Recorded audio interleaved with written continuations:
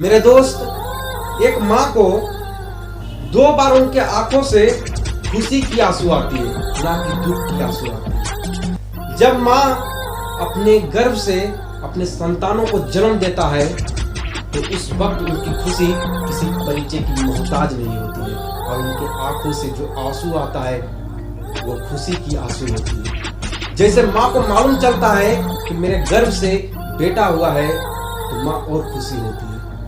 माँ के आंखों से और आंसू आता है जब माँ को मालूम चलता है कि मेरा गर्भ से बेटी हुआ है तो माँ को और उससे ज्यादा खुशी होती है, उससे दोगुना खुशी होती है। तो जानते हो, क्योंकि बेटा भाग्य से मिलता है और बेटी नसीब से मिलती है।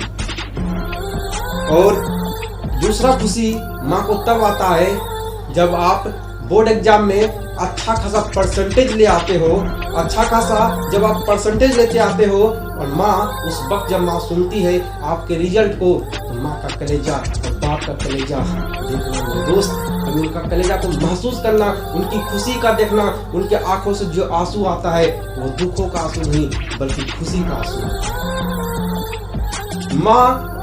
माँ का आंसू रुकता नहीं है उस वक्त, क्योंकि उसका बेटा एक अच्छा परसेंटेज लाया, अच्छा डिग्री लाया, समाज में उनका नाम रोशन किया।